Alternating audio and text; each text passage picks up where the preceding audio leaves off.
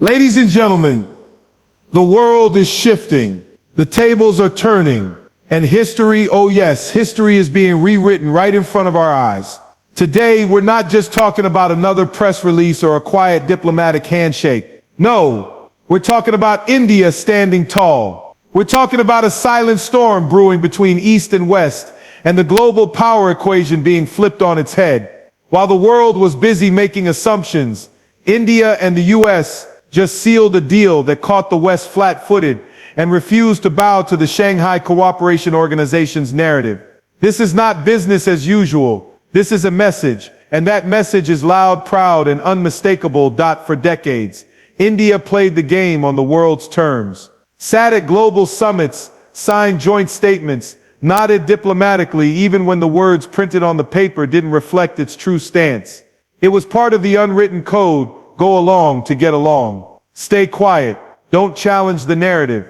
And for a time, India complied, not out of weakness, but out of patience, out of strategy, out of a desire to build trust, establish itself, and navigate an international system that was never built with India in mind. But times have changed, and the rejection of the SKO statement, that wasn't an accident.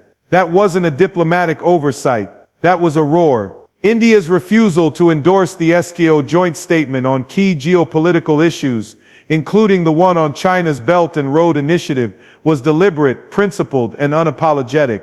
It wasn't just a rejection of words, it was a rejection of pressure. For too long, powerful blocs have tried to pull India into their orbit, have tried to use India's participation to legitimize agendas that serve others more than they serve India. But this time, India drew a line, boldly, clearly, and without fear. The world should understand this. India is not here to be someone's pawn. It is a civilizational force with a history stretching back thousands of years, long before most modern nations were even born. It does not need validation from global clubs or hegemonic alliances. It doesn't need to fit in to belong. India knows who it is, and for the first time in generations, it's acting like it. Rejecting the SKO statement wasn't a breach of diplomacy, it was the highest form of it. Because true diplomacy isn't about signing every dotted line, it's about standing for what you believe, even when it's unpopular, even when you're the only one at the table with a different view. That's not defiance for the sake of noise, that's sovereignty in action. It's what rising powers do when they are confident in their own voice, their own interests, and their own vision. Let's be clear. This wasn't a random act of rebellion. This was calculated. This was strategic. India understands its position in the world today. It knows it sits at the crossroads of East and West, of ancient wisdom and modern ambition. It knows that others want to co-opt its legitimacy, to use its presence to mask agendas that don't serve the global good. And it knows that if it doesn't speak up now, it will be spoken for later. That's why it stood firm. This moment marks a psychological shift, not just for India but for how the world must now engage with it. India is not just the world's largest democracy or a fast-growing economy. It is a nation that is finally walking into the room, knowing exactly what it brings to the table, and demanding the respect it has earned. For far too long, India's caution was mistaken for hesitation. Its silence was interpreted as agreement. But silence isn't surrender, it's observation. And now, after observing for years, India has chosen its moment to speak, and when it speaks, it doesn't need to raise its voice. The impact is felt. The rejection of the SKO statement should serve as a wake-up call, not just to the Shanghai Cooperation Organization, but to the entire international community. If you want India's support, you don't just expect it, you earn it. You don't force it into a corner. You don't assume its alignment. You engage with it as an equal, on merit, with honesty. Because India is done playing along with scripts it didn't write. This is not arrogance, it's clarity, it's confidence, and it's long overdue. India has arrived at a place where it will no longer choose quiet cooperation over core conviction. And if that unsettles a few boardrooms or startles some old power players, so be it. That's what change feels like. That's what the beginning of a new global voice sounds like. The world may not have been ready for this moment, but India was, and it didn't ask for permission. It just stood up and said, enough, not with fury, not with rage, but with quiet, undeniable strength. The kind of strength that doesn't follow, the kind of strength that leads. While the world was fixated on the geopolitical theater of the Shanghai Cooperation Organization, something far more consequential was unfolding, not in a press conference, but behind closed doors, in quiet rooms, where futures are forged. India and the United States were sealing an interim trade deal, not a grand announcement with flashy headlines, not a social media spectacle, but a calculated strategic move that rewired the circuitry of global trade relationships. This wasn't just another economic agreement, this was a power play, a statement, a silent thunderclap that caught many, especially in the West, off guard. This deal, scheduled to be finalized before July 9th, isn't about tariff lines and commodity codes. It's about trust, about timing, about sending a signal that the world's largest democracy and the world's oldest democracy are no longer cautiously circling each other. They are aligning with purpose. And make no mistake, this isn't an alliance of convenience. This is the slow, deliberate forging of something far more potent, a strategic axis rooted in mutual interests, shared values, and an urgency to rewrite the future. For years, critics questioned India's commitment to the global trade framework. They said India was too protectionist, too slow, too cautious. But India was playing a longer game, a patient one. It was observing, understanding where the winds were blowing. And now, at a time when global supply chains are being redrawn, and the very concept of globalization is being redefined, India stepped in, not to react, but to lead, to offer a new model of cooperation, balanced, principled, and resilient. This interim trade deal isn't just a list of economic benefits, it's a bridge between two nations whose destinies are deeply intertwined in this century. It unlocks greater access for each other's goods, services, and technology. It lays the foundation for deeper cooperation in defense, energy, AI, digital innovation, and green tech. And more importantly, it sends a chilling message to those who believe they could isolate or pressure India into submission. India doesn't need your approval. It builds its own alliances, on its own terms. Timing is everything in geopolitics. And this deal comes at a moment of global uncertainty. With wars raging, economies faltering, and institutions cracking under the weight of their own hypocrisy, two democratic giants have chosen to look each other in the eye and say, let's move forward, let's build, not just talk. That choice carries weight, it carries consequences. For those still clinging to outdated power equations, this was a rude awakening, because while they were busy issuing statements and rehashing Cold War rhetoric, India and the US were architecting a new chapter, quietly but decisively. The West, accustomed to being the orchestrator of deals, suddenly found itself watching from the sidelines as India took control of its own narrative. This deal is about economic muscle, yes, but it's also about diplomatic respect. It marks a turning point where India is no longer just a market or a partner. It is a co-author of the 21st century's rules, and it's choosing to collaborate with nations that treat it as an equal, not a subordinate. The days of transactional diplomacy are fading. In their place, a new framework is emerging, based on trust earned, not dictated. India doesn't enter into deals just for short-term wins. It enters with a vision, and in this case that vision includes building supply chains that are not only more secure, but more fair, ensuring technology flows not just from the West to the East, but collaboratively, bidirectionally, with innovation as a shared mission, empowering small businesses and digital entrepreneurs on both sides of the ocean, and proving that trade can be more than a numbers game. It can be a vehicle for global stability. The interim deal may not grab headlines like flashy military agreements or global summits, but it is more powerful than both, because it is rooted in something stronger than politics, mutual self-interest and strategic foresight. It isn't a loud proclamation, it's a quiet commitment,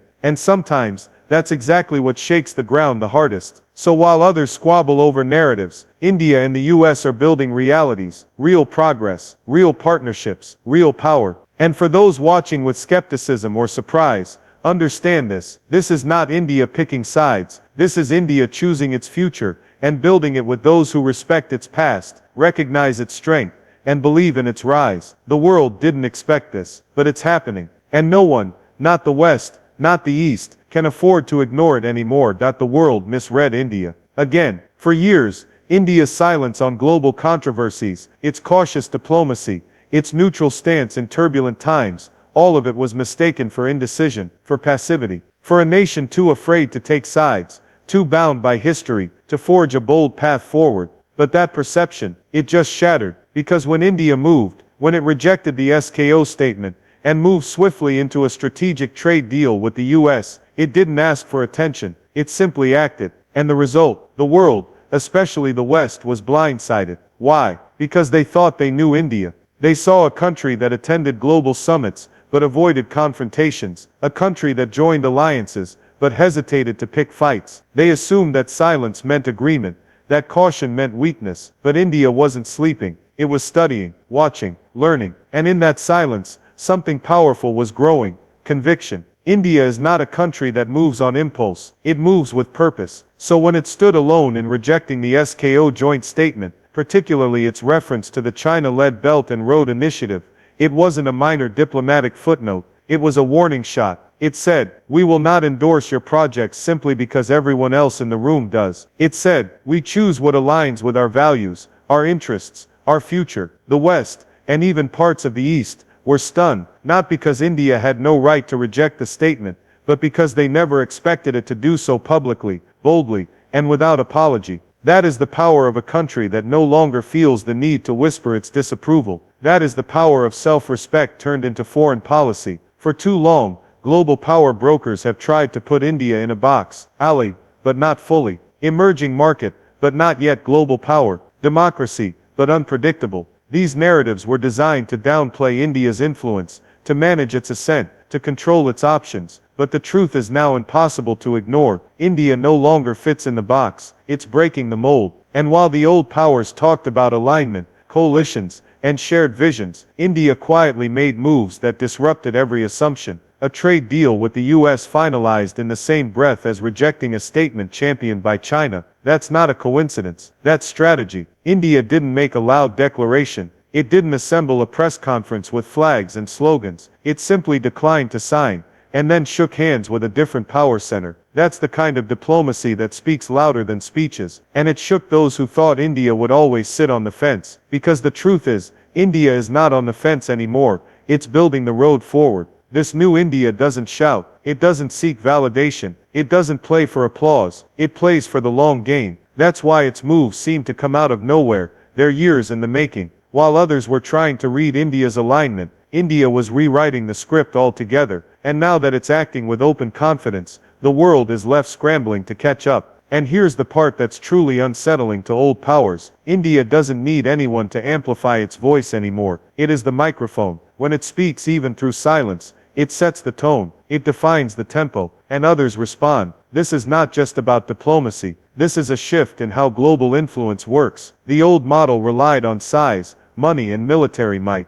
But India's model is built on something deeper: legitimacy, civilizational confidence, and a refusal to be used. That is what terrifies those who believe they had India figured out, because a predictable India was manageable, but a confident, assertive, independent India, that's unstoppable. What the West misread as hesitation was actually calculated patience. What they saw as silence was quiet strength, and what they took for passivity was a storm gathering just beneath the surface. That storm has arrived, and it's not here to destroy, it's here to reshape, to redefine global power, not as a game of control, but as a platform for respect and cooperation on India's terms. So to those still wondering where India stands, it stands exactly where it chooses to, not because it's pressured, but because it's powerful. And the world, it just learned that the hard way. ChatGPT said, something extraordinary is happening in the global order, but it's not coming from the usual halls of power, it's not coming from the echo chambers of Europe, nor from the once unquestioned centers of Western dominance. It's coming from the quiet confidence of a nation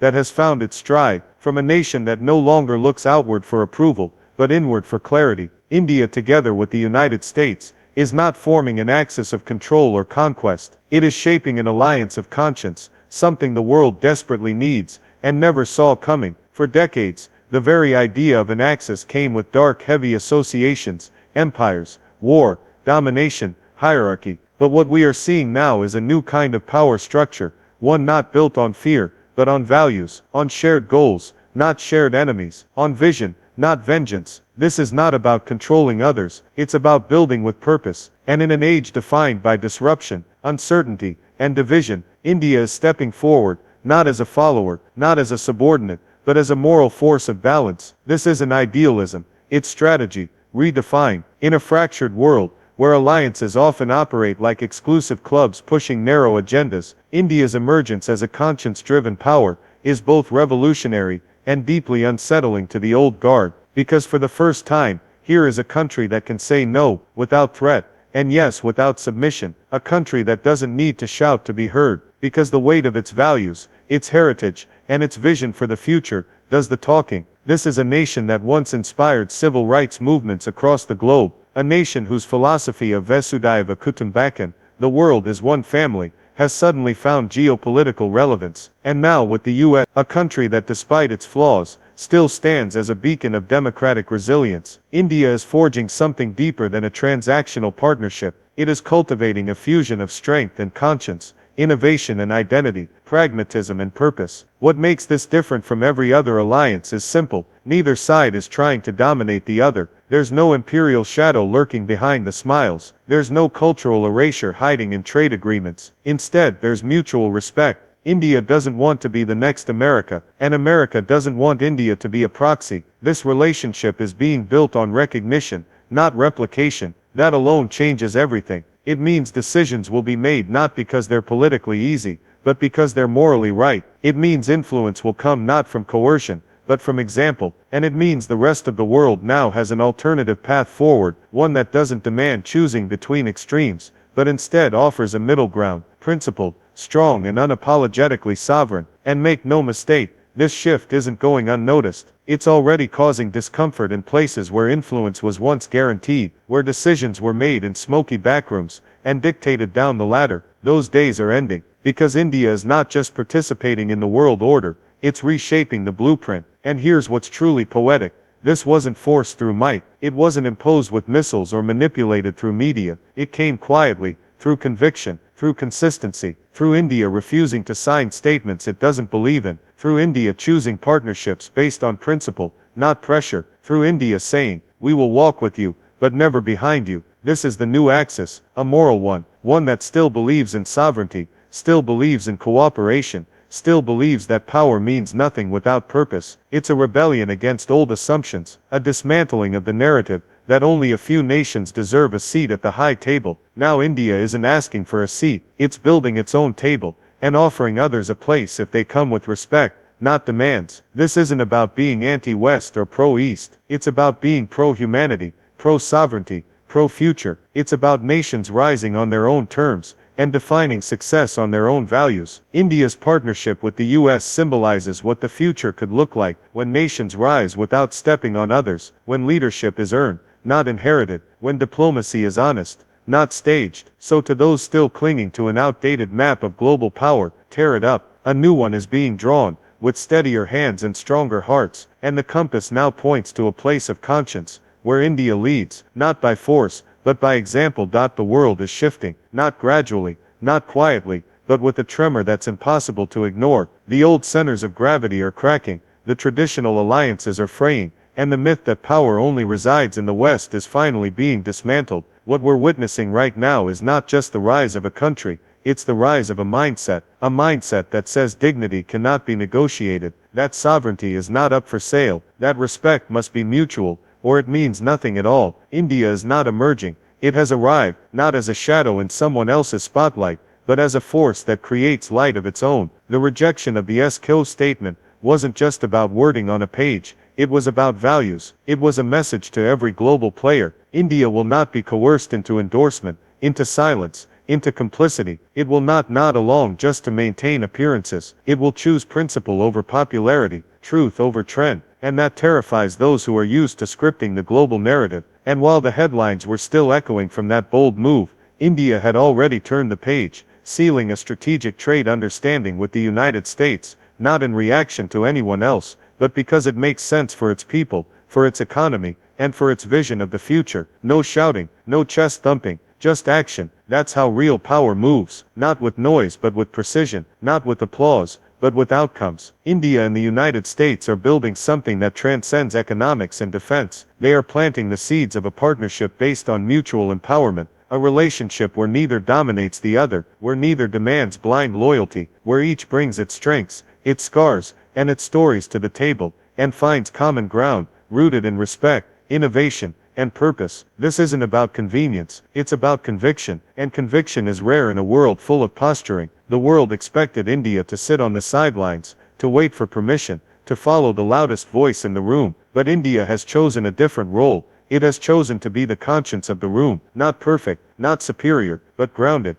in thousands of years of history, grounded in the belief that there's more to diplomacy than deals, that there's more to alliances than weapons, that in the face of global chaos, it is not aggression, but clarity that leads. And here's the truth, the world is waking up to. You cannot ignore India anymore, you cannot bypass its opinion, you cannot move forward without accounting for its position, because this is not a nation that can be silenced or sidelined. It is a nation of 1.4 billion souls, driven by democracy, backed by resilience, and now walking fully in its purpose. India is not asking for a seat at the table, it's building the table, and setting it with a vision for the future, that values cooperation, worth over greed, and sovereignty over submission. And if the world feels caught off guard, maybe it's because they were looking in the wrong direction. They were busy watching power as it used to be, military drills, economic muscle, political games. But the future doesn't look like that anymore. The future looks like quiet strength. It looks like calm defiance. It looks like a nation that says no